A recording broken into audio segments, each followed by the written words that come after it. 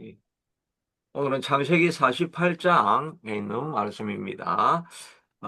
이 일 후에라고 이렇게 되어 있는데, 이때는 이제 야곱의 온 가족이 애굽으로 내려와 가지고 람셋에 거주할 수 있게 되어집니다.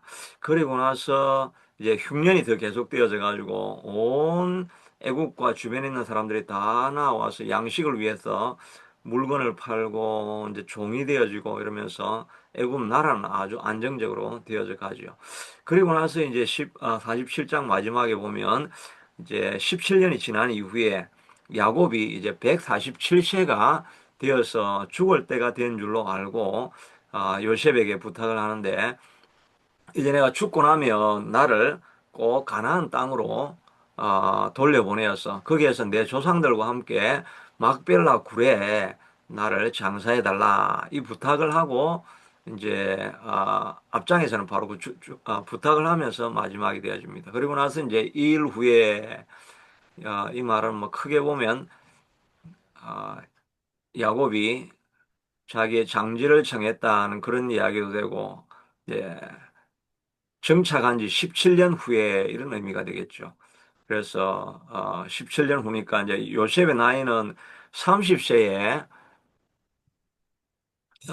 30세에 그 총리가 되었으니까, 그리고 나서 5년 동안은 또 이제 풍년이니까 그 야곱 가족들이 내려오지 않았겠죠. 그래서 5년은 또 지나고 그다음에 그러고 있는데 흉년이 한 2년 정도 되니까 먹을 게 다 떨어지고 이랬으면 7년 17년 거주했고, 17년 거주하기 전에 7년까지 더하면 24년. 그러니까 총리가 되고 나서 24년 후에 일어난 사건입니다. 그러니까 이제 요셉도 54세가 이제 이렇게 되었습니다. 세월이 꽤 이제 지나게 되어졌죠. 그러니까 이제 야곱이 조금 버티다가 마지막에 이제는 이제 병이 들어가지고, 아버지가 병들었다 함으로 영어로는 보니까 very sick, 되게 아픈 이제 뭐 아주 심하게 이제 병이 크게 들었다는 것을 이렇게 보게 됩니다. 저희 아버님은 82세인가 이렇게 돌아가셨는데, 그때 폐암이었던 것 같은데, 암이라고 꼭 진단한 건 아닌 것 같고, 하여튼 폐암이라고 정확한 진단은 아니었는데, 하여튼 그게 고칠 수 없는 병이 되어가지고 그냥 뭐 수술하고 이런 것보다 그냥 수술해도 회복이 힘들다 해가지고 그냥 이렇게 돌아가시게 되니까, 마지막에는 계속 그 이제 그 진통제를, 좀 강한 진통제를 주잖아요. 뭐 그게 되게 고통스러웠는가 보죠. 강한 진통제를 이렇게 많이 맞게 되니까 마지막에는 정신이 조금 말짱하지가 않으시더라고요. 아, 그래서 이제 온전한 대화가 조금 이제 힘들어지긴 하셨죠. 근데 저는 이제 그 아버님 장례 지낼 때 가면 뭐 너무 늦으니까 거의 좀 힘드시겠다 이렇게 해서, 그때 제가 이제 한국으로 가가지고 이제 임종하기 전에 한 2주 동안 거기 같이 있다가, 임종하시고는 제가 이제 못 가보고 하는 그런 시간이 있었습니다. 어, 그랬는데 하여튼 이 야곱도 이제 very sick이니까 진짜 이제 그 힘들게 되는 이런 상황이 되었죠. 그런데 두 아들 므낫세와 요셉이 므낫세와 에브라임과 함께 이제 오게 되니까, 아, 요- 내 아들 요셉이 너에게 왔다 하매 이스라엘이 힘을 내어 침상에 앉아 이렇게 하는데, 이 힘을 내어 이 말은 영어로는 보니까 almost all of his strengths, 그래 이야기를 했습니다.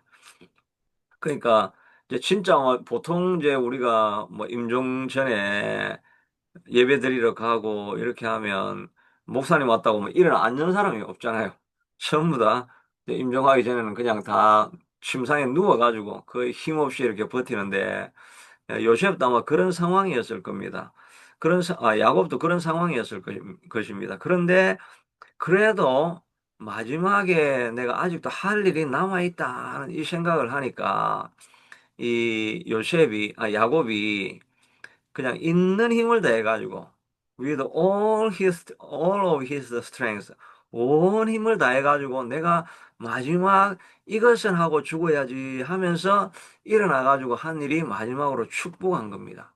우리도 아 우리가 다 이제 힘이 들고 맥이 빠지고 이제 힘이 들지만 그래도 이제 우리가 그렇다고 해서 이제 다 놓아버리고 이제는 그냥 쉬어야 되겠다 이렇게 하는 게 아니라 이제 온 에너지를 다 모아가지고 마지막 에너지를 다 짜내가지고 하나님 이제 내가 남은 이 일은 꼭 하고 인생을 마무리하기를 원합니다. 이런 마음을 가지고 힘을 다하여 우리가 복음을 위해서 하나님 나라를 위해서 내가 할 수 있는 일이 무엇인가 하는 것을 생각하면서 일해야 될 줄로 압니다.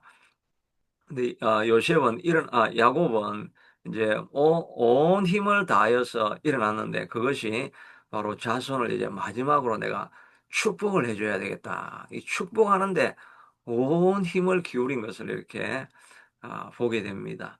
우리도 온 힘을 다해서 어떻게 하면 내가 받은 은혜로 다른 사람을 좀에게 복을 흘려보낼 수 있을까?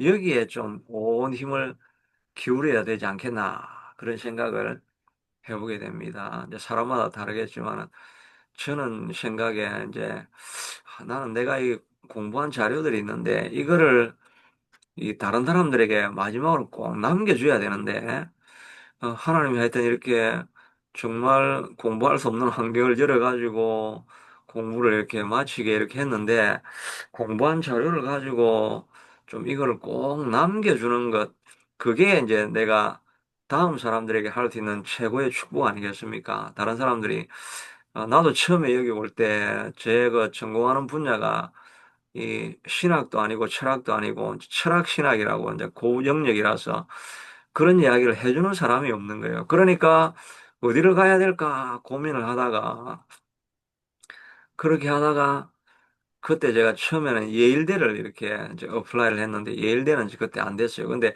예일 디비니티 스쿨은 그건 그렇게 어렵지 않습니다. 신학교 막 프린스턴 신학교 나왔다. 하버드 신학교에 나왔다 이러면은 그건 별로 들어가기 안 어렵습니다. 보통 이제 유니버시티 학교가 좀 들어가기 어렵지. 신학교는 뭐 그렇게 어렵지는 않습니다. 일반 켈빈 세미나리나 뭐 이렇게 들어가는 것보다 하고는 뭐 그렇게 크게 차이가 안 날 겁니다. 근데 제가 하여튼 마침 그때 어플라이를 했을 때 사람들이 그게 너무 많이 어플라이를 해가지고 일단 제가 일단 떨어졌죠. 근데 거기를 바로 가셨으면 진짜 제가 망했죠. 왜냐면 거기 뭐 보스턴에 물가가 엄청 비싼데 딱 뭐 결혼 부조금 모아가지고 거기 가가지고 망할 뻔했죠. 그러겠는데 이 미시간에 그랜드 레피드에 있는 그리고 이제 그쪽은 좀 이제 리버럴한 이런 신학교라서 오히려 이렇게 보수주의가 있는 미시간에 있는 칼빈 세미나리에 와가지고 거기서는 뭐 학비도 좀 대충 내도 자기들이 봐주고 뭐 이렇게 하면서 하여튼 거기서 이렇게 와가지고 하여튼 이런 공부하는 모든 과정들을 하나님께서 다 지켜주셨기 때문에 이제 제가 마지막에 해야 될 일은 그런 일이 아닌가 하고 저는 그런 생각을 하는데 하여튼 이 시간이나 이런 게 좀 잘 여유롭지가 않은 것 같아가지고 생각만 자꾸 있고 이 자료는 강의하면서 내가 모아놨는데 이걸 이제 엮고 묶고 이렇게 하려면 좀 집중을 해야 되는데 그런데 하여튼 제가 이렇게 아침 기도하고 저녁 기도하고 이렇게 하면서 저도 이제 자꾸 앞에서 나오는 말이 내가 마지막 남은 걸 뭐를 해야 될까 하는 그게 집중하고 선택과 집중 이런 거 있잖아요. 선택과 집중. 우리가 다 이제 그 갱년기를 지나고 이렇게 막 힘이 들고 이렇게 하면 오만 생각들이 막 사방팔방으로 나눠져 가지고 제대로 뭐 우리가 많이 할 수는 없죠. 많이 할 수는 없는데 딱 한 가지 그 선택과 집중을 해가지고 내가 다는 못하지만 꼭 해야 될 게 뭔가 그거를 딱 붙들고 이제 우리가 계속 나아가야 될 텐데 저도 이렇게 말씀을 자꾸 전하면서 나도 지금 꼭 내가 해야 될 건 여기에 좀 집중을 해야 되겠다. 그렇게 이제 생각은 좀 모아진 것 같아요. 여러 가지 환경을 또 이제 열어달라고 하나님 앞에 계속 이제 기도해야 되겠죠.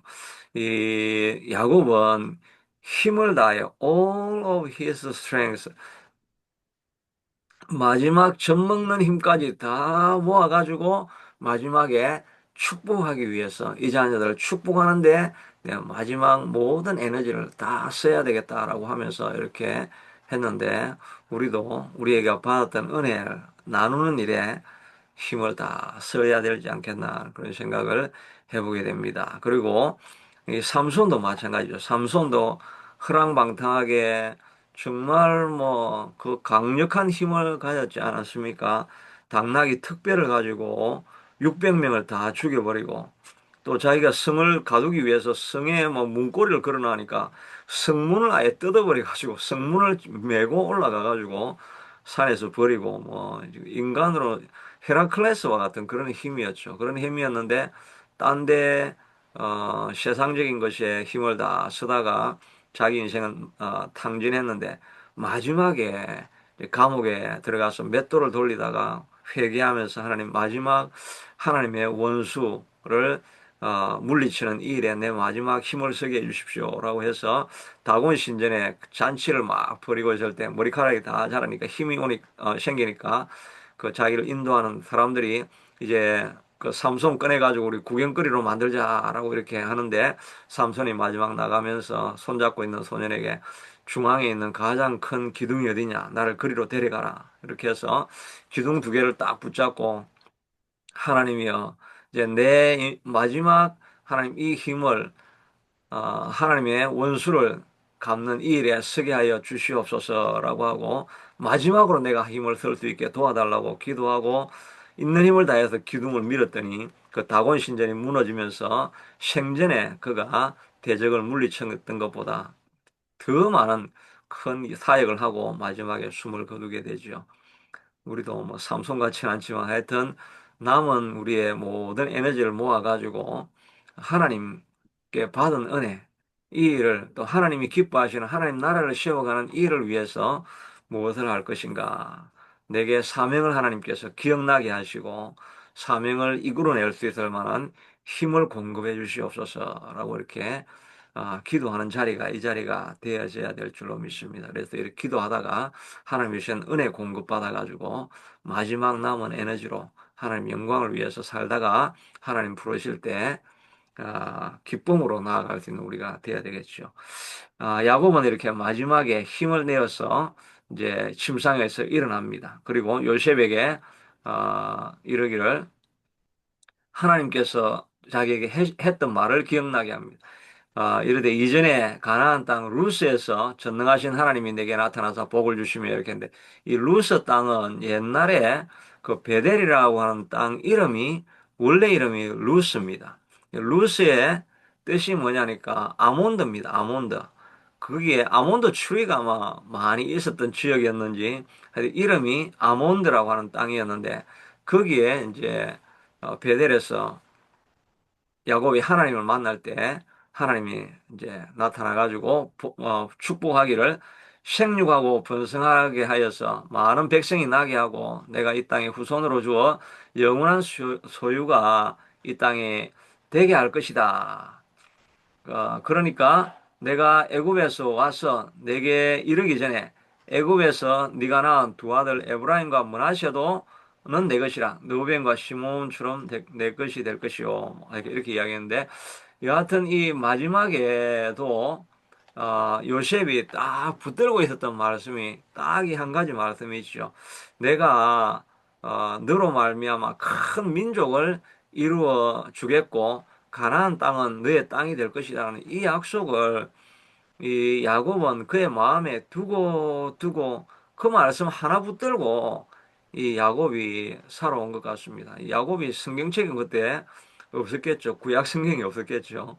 그냥 야곱은 하나님이 주셨던 말씀 하나 붙들고 그 인생 끝까지 살아온 것입니다. 나중에 에스를 만날 때 만나면 이제 형한테 이제 잘못하면 맞아 죽을 수 있는 그런 상황이 되니까 이 이제 이 창세기 32장인데 에서 만나기 바로 전에 하나님 앞에 답답한 마음에 이렇게 고백하는 것이 하나님의 약속입니다. 야곱이 또 이르되 내 조부 아브라함의 하나님 내 아버지 이삭의 하나님 여호와여 주께서 전에 내게 명하시기를 내 고향 내 족속에게로 돌아가라 내가 내게 은혜를 베풀리라 이 하나님이 하셨던 말씀이에요. 내가 내 고향 내 족속 그래 내게 은혜를 베풀리라 이렇게 하셨고 또 12절에도 말씀을 기억하는데 주께서 말씀하시기를 내가 반드시 내게 은혜를 베풀며 내 시로 바다에 셀 수 없는 모래와 같이 많게 하리라. 하나님은 많은 민족을 이루겠다 하겠다 이렇게 했는데 이 말을 이제 자기가 해석을 해가지고 네 자녀들이 모래알 같이 많게 해주겠다라고 하는 이 약속을 하나 이 야곱은 끝까지 이제 붙들고 있었습니다. 그리고 35장에는 이제 또 세겜에서 그 형제들이 세겜 사람 다 죽이고 이제 큰 위기를 당했을 때 그때도 하나님이 그에게 이르시되 나는 전능한 하나님이라 생육하고 번성하라 한 백성과 백성들이 총회가 내게서 나오고 왕들이 내 허리에서 나오리라 내가 아브라함과 이삭에게 준 땅을 내게 주고 내가 내 후손에게도 그 땅을 주리라 하시고 하나님이 그와 말씀하신 곳에서 그럴 때나 올라가시니라. 이때도 동일한 말씀을 이렇게 주셨죠. 내가 너희 하나님이니까 너는 번성하고 생육하고 번성하라. 내 밑에 많은 자손이 나올 것이고 이 땅을 내 땅으로 줄 것이다라고 하는 하나님의 주셨던 약속 하나를 붙들고 야곱이 그 험난한 인생을 살아왔던 것을 보게 됩니다. 어려울 때, 힘들 때 야곱은 하나님의 말씀을 기억하고 그 말씀 붙들고 이 자리까지 오게 한 거죠. 이 본문은 창세기 35장에 나오는 말씀입니다. 어, 우리도 마찬가지인데 우리 인생 어렵고 힘든 길을 지나가는 방법은 이 하나님이 주신 말씀을 붙들고 살아가는 것입니다. 셰파가 얼마나 힘듭니까? 어렵고 힘들고 무너지기 쉽고 그냥 포기하고 싶고 주저앉고 싶고 뭐 온갖 것 생각들이 다 지나오게 하는 그게 우리 인생 길이죠. 그래도 하나님이 주신 그 말씀 하나가 우리 마음속에 있으면 그 말씀을 붙들고 우리가 늘 승리하고 살아갈 수 있게 되는 힘이 되는 거죠.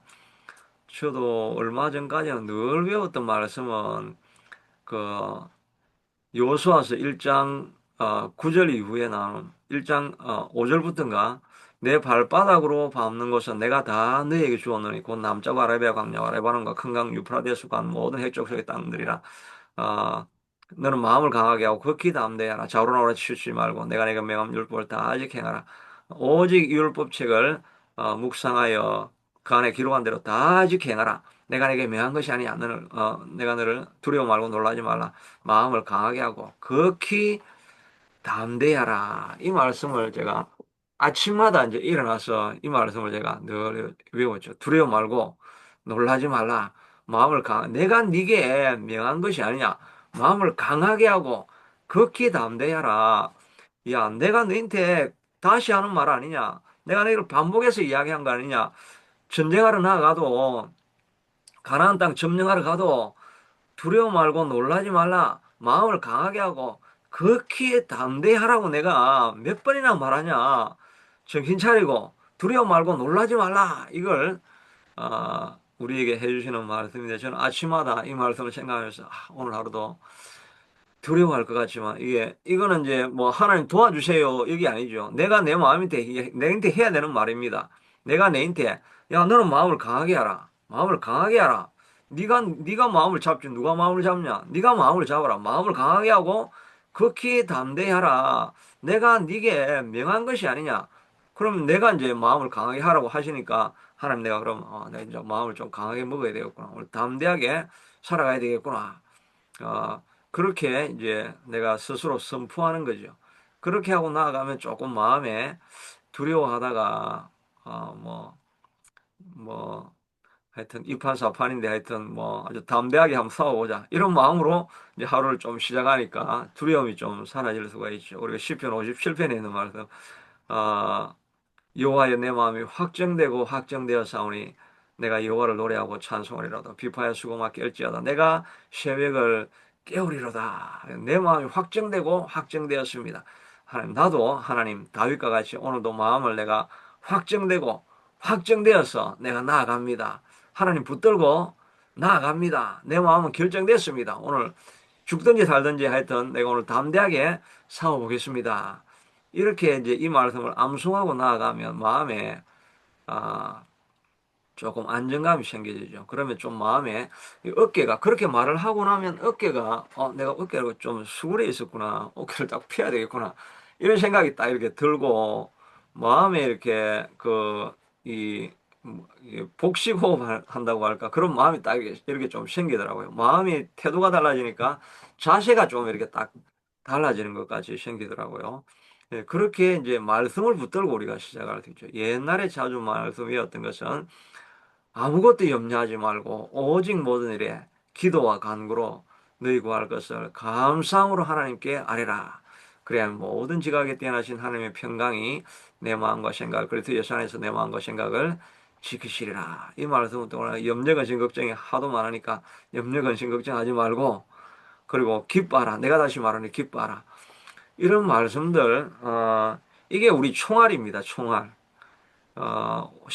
마음은 뭐 오만 대로 왔다 갔다 왔다 갔다 하는데 이거를 성경을 읽어가지고는 그 마음에 그 바로 우리가 리스폰스를 할 수가 없죠. 내 마음속에 외우고 있으면 이게 우리 총알이 돼가지고 무슨 딴 생각이 나면 그 말씀을 자꾸 이렇게 선포를 하는 겁니다. 자꾸 선포하다 보면 마음에 안정감이 생기고 다시 흐트리지 않고 이렇게 갈 수가 있죠. 그래서 우리 인생을 붙들어 갈 수 있는 것은 내 마음에 두신 하나님의 하나님의 말씀입니다. 이 말씀을 우리가 어찌하든지 많이 외워놔야 돼. 그래서 어릴 때 수련회 갈 때 너 가서 말씀 안 외우면 밥 못 먹는다. 그렇게 해가지고 외웠던 거. 그런 것들이 나중에 다 우리 인생 살아가는데 진짜 큰 재산이 되는 거죠. 이게 말씀을 자꾸 암송하는 것이 좋은 어려운 문제를 극복하는 힘이 됩니다. 마음이 자꾸 화가 나고 이렇게 할 때, 화가 날 때마다 계속해서 입으로 암송하는 말씀을 자꾸 해야 돼. 그리고 말씀을 자꾸 암송하면 치매도 자꾸 사라집니다. 말씀을 자꾸 외우니까 까먹을 시간이 없는 거죠. 근데 이 야곱은 이 당시에 말씀을 성경으로 읽은 게 아니죠. 야곱은 구약 성경은 나중에 후대에 이제 완성이 된 거고, 야곱은 성경책이 없었습니다. 근데 하나님으로부터 직접 들었던 말씀이잖아요. 직접 들었던 말씀을 기억하고 있는 것입니다. 우리는 이제 읽어서 암송해서 읽는 말씀도 있고, 또 그날 하나님께서 예배할 때, 기도할 때 주시는 말씀이 있죠. 이 말씀이 또 사실은 우리에게 큰 힘이 되는 거죠. 저도 이렇게 힘없이 시작하다가 말씀 전하면서 제가 은혜를 받아가지고 그 말씀을 붙들고 기도하게 되어지고 그걸 하나님이 주시는 말씀이죠. 그 말씀을 붙들고 살아나가면 그 말씀이 찾아올 때 그 말씀을 붙들고 있으면 또 문제를 이기고 극복하고 넘어갈 수 있는 힘이 되는 거죠. 그래서 우리가 말씀을 들을 때마다 하나님 내게 힘 주시옵소서. 말씀을 듣고 회복할 수 있는 그 말씀을 메시지를 내게 허락해 주십시오. 이렇게 마음이 열려서 말씀을 들으면 그 어떤 말씀이든지 은혜가 될 줄로 믿습니다. 제가 뭐 콩떡같이 이야기를 해도 마음이 준비되어 있으면 다 찰떡같이 잘 알아듣게 되어 있습니다. 근데 마음의 준비가 안 되는 사람은 꼭 설교하고 나면 목사님 이 말 잘못했는데요. 뭐 저거 잘못했는데요. 옛날에 그렇게 지적하는 사람들이 참 많았습니다. 하여튼 그런 사람들이 꼭 있습니다. 근데 마음을 준비하고 내가 성령에 충만하게 있으면 그냥 무슨 말을 하든지 다 내게 은혜가 되는 것입니다. 어느 부흥사님이 부흥회를 하러 갔는데 이 성도들이 말씀을 좀 집중해서 잘 들어야 되는데 계속 뭐 딴 생각하고 딴 데 보고 집중을 안 하는 거예요. 그 부흥사가 화가 나가지고 뭐 옛날 부흥사들 얼마나 말이 거칩니까? 막 요구하는 식으로 해가지고 저기 밥이나 배 터지면 먹고 죽어라. 그렇게 이제 부흥사가 이제 이야기를 한 거예요. 그런데 한 청년이 막 벌떡 일어나더니 아멘! 이렇게 하는 거예요. 할렐루야! 그렇게 하는 거예요. 그래, 쟤가 미쳤나. 그런데 부흥사의 말을 진짜 이 사람은 받아들인 거예요. 이 사람이 위장병이 너무 심해가지고 밥 한 그릇을 제대로 먹어보는 게 소원인데, 부흥 목사님이 밥이나 배 터지게 먹어라! 이렇게 하니까 하나님의 말씀인 줄로 알고, 아멘! 할렐루야!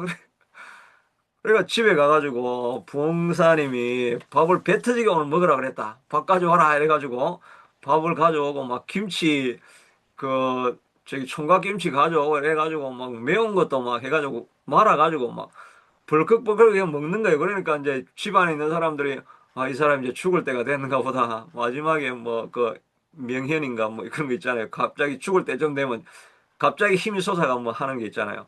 이 사람 이제 죽은 너무너무 고통을 오래오래 당해가지고 뼈밖에 안 남은 이 사람이 이제 죽으려고 이러는가 보다 하고 걱정이 가득했는데 그거 먹고 배부르다 하고 하면서 아 좋다 하고 그냥 편안하게 잘 자고 아침에 일어나더라고요. 아침 그날부터 또 음식을 엄청 잘 먹어가지고 그래가지고 위장이 다 나았다는 것 아닙니까? 하여튼 강단에서 욕을 해도 내 말씀으로 받아들이고 마음만 열려서 간절한 마음이 있으면 하여튼 어떤 말씀이든지 우리가 은혜가 되는 줄로 믿습니다. 야, 이제 준비되어 있는 마음이 있느냐 이게 정말 너무 중요한 거죠. 아, 예. 참. 예, 그럼 연결해서 그래서 어떤 말을 하든지 간에 하나님 안에서 준비된 마음으로 메시지를 듣게 되면 어떤 말씀도 우리에게 은혜가 된다 하는 것을 우리가 생각해 볼 수 있는 것입니다. 그리고 나서 이제 아, 5절에 보니까 애굽으로 와서 내게 이르기 전에 내게 낳은 두 아들 에브라임과 므낫세는 내 것이라 로벤과 시몬처럼 될 것이다 이렇게 했는데 요셉의 두 아들이 에브라임과 므낫세입니다. 근데 이 에브라임과 므낫세가 루벤과 시몬처럼 내 것이 될 것이라는 야곱의 아들이 될 것이라는 것입니다. 요거는 저도 이거 오늘 읽다가 이런 성경에 이런 말씀이 있었나 제가 집중을 안 해서 읽었던 것 같은데 그러니까 이 에브라임과 므낫세가 내 것이 된다는 말은 루벤과 시몬하고 에브라임과 므낫세는 조카 삼촌 관계잖아요. 근데 그게 아니고 에브라임과 므낫세 너희도 내 손자가 아니고 내 아들이 되겠다고 입양을 한 겁니다. 그래서 나중에 이 에브라임 지파가 있죠. 그리고 므낫세 지파가 있죠. 이 손잡벌 되는 얘들이 다 아들이 되어가지고 얘들도 한 지파를 차지하게 된 것입니다. 어, 그러니까 요셉에게 특별한 은혜를 베풀고 싶은 거죠. 야곱이 이 요셉을 특별히 사랑하고 라헬의 아들이니까 특별히 사랑했으니까 뭔가 이 아들에게 좋은 것을 줄 것이 없을까 하면서 침상에 이제 죽음을 기다리면서 야곱이 누워가지고 생각을 한 거죠. 야, 이 요셉은 이 사랑하는 내 와이프 라헬의 아들인데 얘한테 뭐 좋은 걸 줄 수 없을까 생각을 하다가 마지막에 떠오른 것이 이 그, 어, 요셉에게는 두 아들에게 내가 두 지파 몫을 주어야 되겠다. 이런 생각을 하게 된 것입니다. 그래가지고 이 두 아들을 각자 한 지파씩 주게 내 아들 반열에 놓겠다. 이렇게 결정을 하게 된 것입니다. 그러니까 이 이스라엘은 총 몇 지파입니까? 원래는 12지파죠. 12지파인데 사실은 13지파입니다. 13지파예요. 이게 12지파 이게 보시면 이게 보세요. 시몬 이거 하나, 둘, 셋, 넷, 다섯, 여섯, 일곱, 여덟, 아홉, 열, 열하나, 열 다는 여기 똑같이 있죠. 다니까 이건 똑같은 겁니다. 문화시 가만히 있어봐요. 다시. 문화시는 두 지파니까 하나, 둘, 셋, 넷, 다섯, 여섯, 일곱, 여덟, 아홉, 열, 열하나, 열한 지파네요. 아, 이건 다시 나중에 제가 카운트를 다시 해봐야 되겠네. 제가 옛날에 시작하기 전에 단을 내가 한 지파로 더 쳤는 것 같네요. 12지파인데 그러니까 지금 11지파가 돼야 되죠. 왜냐하면 레위 지파는 이 땅이 없거든요. 레위 지파는 그냥 어디나 다 속해 있는 데잖아요. 그러니까 요걸 안 쳤네. 하나, 둘, 셋, 넷, 다섯, 여섯, 일곱, 여덟, 아홉, 열, 열하나, 열둘 맞네. 예. 유다 지파를 안 쳤네요. 그러니까 13지파예요. 시몬, 유다, 르우벤, 베냐민, 단은 여기 두 개입니다.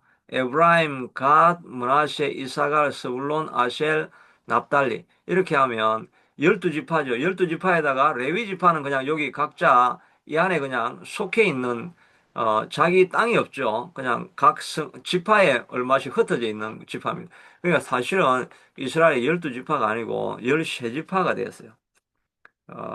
그래서 이 야곱이 요셉에게 특별한 보상을 주기 위해 가지고 므나세와 에브라임이 한 지파씩 차지하게 이렇게 만들어 놓은 것입니다. 아, 그래서 사실은 12지파라고 하지만 사실은 13지파가 맞는 말이죠. 근데 뭐 우리가 므나세와 에브라임 합쳐서 한 지파, 요셉 지파라고 이렇게 할 수는 있지만 엄밀하게 따지면 13지파로 이렇게 되어진 것을 보게 됩니다. 그리고 이후의 소생은 이 므나세와 에브라임 다음에 태어나는 아들은 그냥 그들의 유산으로 그들의 형, 그러니까 므나세와 에브라임과 함께 유산은 그들의 형의 이름으로 받게 되리라라고 이렇게 이야기하고 있는 모습을 보게 됩니다. 예, 야곱이 마지막 죽으면서 요셉에게 내가 최고의 선물을 주어야 되겠다라고 이렇게 말하는 것을 보게 됩니다. 다른 지파보다도 요셉이 얼마나 많은 수고와 고난 가운데 있으면서 그리고 온 가족을 살린 큰 역할을 한 그 아들 아닙니까? 자기가 특별히 사랑하기도 했지만 그러니까 수고하고 헌신한 사람들에게는 더 특별한 상을 주고 싶은 것이 야곱의 마음이기도 하고 또 하나님의 마음도 마찬가지일 것입니다. 우리가 그냥 이게 빈둥빈둥하면서 살아가는 사람하고 평생을 선교로 하면서 헌신하고 이렇게 살았던 사람들에게 상급이 다르겠죠. 하나님께서 모든 사람을 사랑하시긴 하시지만 그러나 또 일한 데에 대한 그 상급을 하나님께서 주시겠다라고 말씀하고 있지 않습니까? 그래서 10달란트, 5달란트 남긴 사람, 2달란트 남긴 사람, 1달란트 남긴 사람에 대해서 10골, 5골, 뭐, 이렇게 나누어 주면서 서로 다르게 통치하라고 이렇게 말씀하고 있는 것처럼 하나님이 또 우리를 위해서 준비하고 있는 천국의 상급도 다르다 하는 것을 우리가 알 수가 있습니다. 빌립보서 3장 14절에 보면 바울도 우리의 부르신 부름의 상을 위하여 달려간다. 하늘에 가면 상이 있다는 것을 알 수 있습니다. 히브리서 11장 6절에도 믿음이 없이 하나님을 기뻐하시기 못하는 하나님께 나아가는 자는 반드시 그가 살아계시는 것과 그가 자기를 찾는 자들에게 상 주시는 것을 믿어야 할지니라. 다른 상을 하나님께서 주시겠다라고 말하고 있습니다. 바울도 고린도 전서 9장 24절에 운동장에서 달아나는 자들이 다 다름질할지라도 상 받는 자는 하나인 것을 너희가 알지 못하느냐. 이와 같이 너희도 상 받기를 위하여 다름질하라고 이렇게 말하고 있지 않습니까? 그래서 우리가 열심을 내어서 살아가는 그 사람들에게 하나님께서 특별한 그런 보상을 또 하나님께서 해주시리라는 이런 상급을 우리가 뭐 또 상 받으려고 우리 신앙생활 하냐. 그렇게 또 너무 거룩한 사람들은 그렇게 이야기하는데 하나님이 이런 상을 주시겠다고 하는데 어떻게 하겠습니까? 그래서 옛날에 많은 분들이 그 환상 가운데 올라갔다가 천국에 올라갔다가 보니까 자기는 집에 지붕이 없는 그런 사람들이 그런 걸 보면서 아니 내가 교회에서 그렇게 많이 헌신하고 했는데 하나님 내 지붕이 왜 이랬습니까? 그렇게 하니까 너가 지금까지 그 땅에 산 것은 다 너 명예 얻으려고 너를 위해서 한 것 아니냐. 너는 이미 땅에서 상을 다 받았으니까 천국에 너 쌓아둘 그런 건축 자재가 없다. 이제 그런 말씀을 듣고 크게 그 이제 도전을 받아가지고 그 이후에 뭐 열심을 사역을 했다고 하는 그런 분들의 간증도 많이 있죠.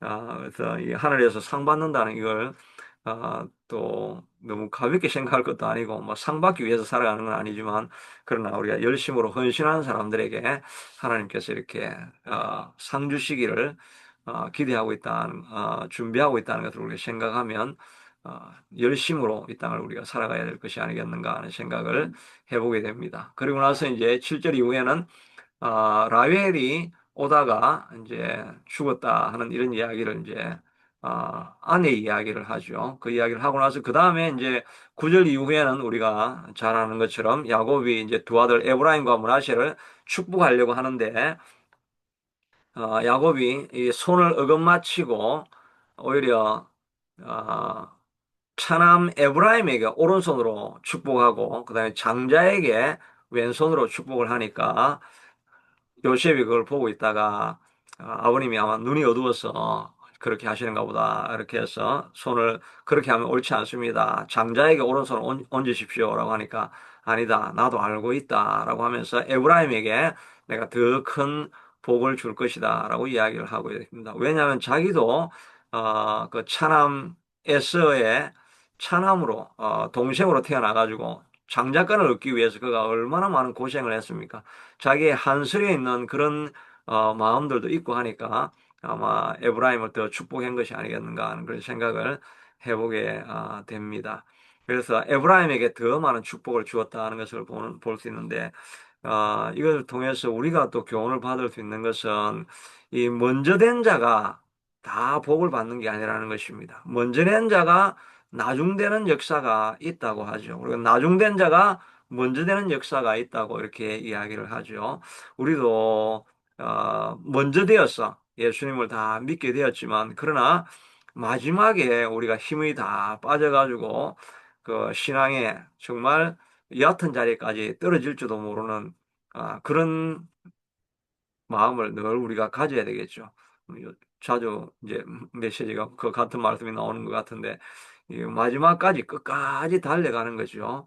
우리 자전거를 졌다가 쉬면은 그냥 자빠지는 것처럼 예수님 나라에 예수님 부르시는 데까지 갈 때까지 계속해서 우리가 져야만 갈 수 있는 것입니다. 하루라도 기도를 쉬고 또 말씀 보는 것을 쉬고 그러다 보면 뭐 과거에 자기가 천하를 움직일 만한 그런 역사를 일으켜도 하루 우리가 오늘 그날 주시는 양식을 먹지 않으면 우리가 또 넘어지는 거죠. 그래서 금방 그냥 약해지는 신앙 올라가기는 정말 힘든데 한번 떨어지기는 얼마나 쉬운지 모르죠. 이제 그렇게 열심을 다해가지고 교회를 일으키고 또 큰 사역을 이루었던 사람들도 한 번 실수하면 그냥 완전히 미끄러져 가지고 다시는 회복을 못하게 되는 그런 상황에 떨어지는 사람들도 많이 있죠. 그러니까 우리가 예수님 나라 가는 그날까지 정말 우리가 깨어서 정신을 차리고 매일매일 말씀과 기도와 또 하나님을 쫓아가는 이런 삶, 순종하는 삶을 살기 위해서 애를 쓰지 않으면 어느 순간에 우리가 무너지고 넘어질 수가 있다는 것입니다. 먼저 된 자가 나중되지 않게 되도록 우리가 힘을 써야 되겠죠. 요한계시록에 보면 일곱 교회가 나오는데 일곱 교회 전부 다가 다 바울이 처음 가가지고 복음을 전할 때는 바울이 거의 돌에 맞아 죽다가 살아나는 이런 것을 막 보면서 우리가 믿음을 다해서 생명을 걸고 말씀을 지키고 막 동굴에 카타콤에 들어가 가지고도 복음을 지키기 말씀을 지키기 위해서 생명을 걸고 그렇게 살아갔는데 요한계시록에 이제 그게 90년대쯤 됐지 않습니까? 예수님이 가시고 난 지 한 4, 50년 지나고 나니까 사람들이 다 첫사랑을 잃어버린 거죠. 그러니까 다 뭐 복음을 위해서 열심을 위해서 다 살았지만 결국은 지금은 다 어, 첫사랑을 잃어버렸고 또 뜨겁든지 차갑든지 해야 되는데 미지근하면 내가 내쳐버리라.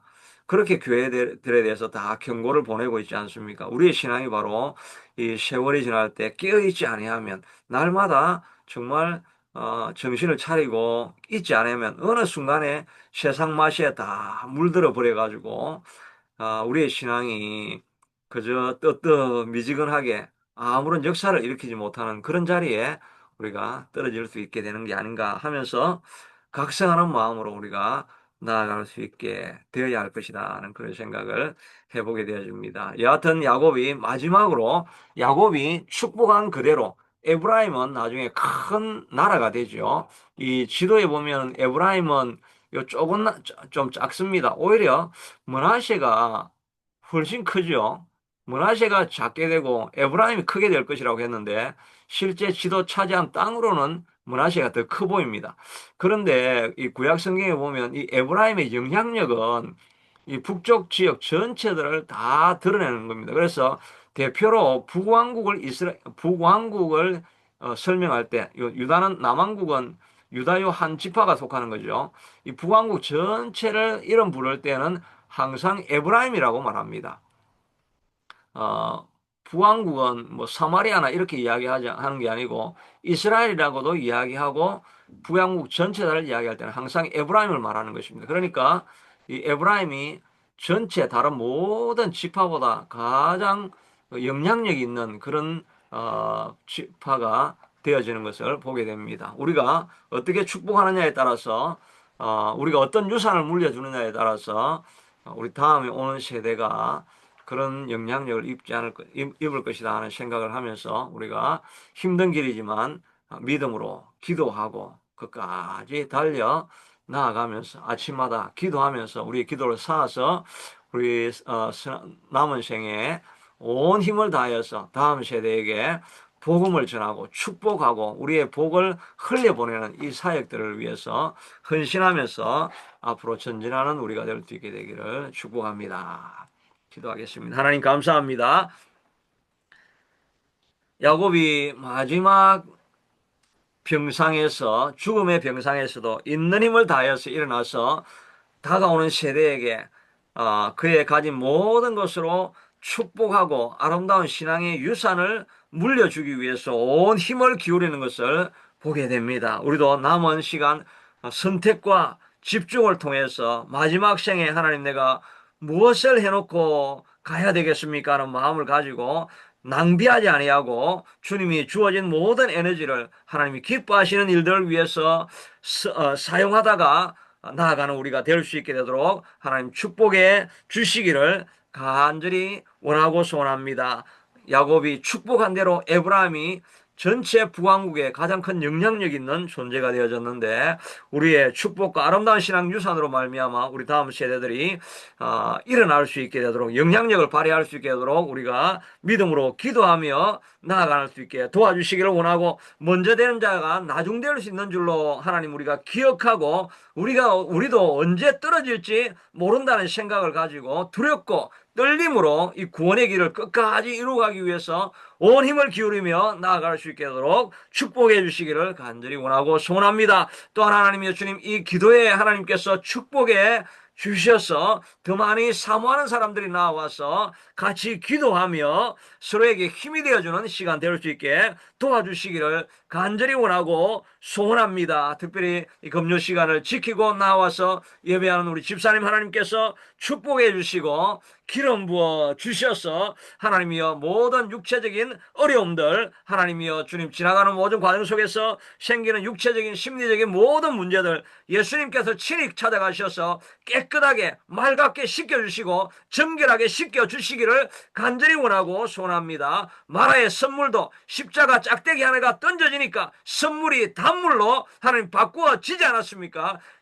내부적으로 일어나는 모든 하나님의 신체의 화학적인 작용, 모든 신체의 변화, 이런 모든 것들을 하나님께서 책임져 주셔서 주의 하나님의 말씀을 들으며 예배할 때마다 하나님의 기름 부음이 임하여져서 아버지 하나님이여 주님 선물 마라의 선물이 하나님 십자가 짝대기 던져 넣음으로 말미암아 깨끗하여지고 단물로 바뀌어진 것처럼 온 육신의 연약한 부분 상한 부분들이 깨끗하여지고 완전하여지고 하나님 완전한 회복이 일어나는 역사가 있게 축복해 주시기를 원합니다. 가족을 위해서 기도하고 하나님이여 기도의 재단을 쌓고 나아갈 때마다 하늘의 하늘에서 부어주시는 영감이 넘치게 하시고 축복이 넘치게 하시고 자손과 가족이 하나님의 번성하는 역사들이 일어날 수 있게 하도록 축복해 주시기를 간절히 원하고 소원합니다. 많은 사람들이 나와서 하나님 이 자리를 사모하고 기도할 때마다 하나님께서 기름 부어주시고 하나님이 기도회를 하나님께서 기억하여 주셔서 하나님께서 부어시는 영감으로 말미암아 하나님 흘러나가는 메시지가 많은 사람들에게 복이 되고 하나님이 형통하게 길을 열어가는 도구가 될 수 있게 되도록 사용하여 주시옵기를 간절히 원하고 소원합니다. 모든 말씀 예수님 이름으로 기도드리옵나이다.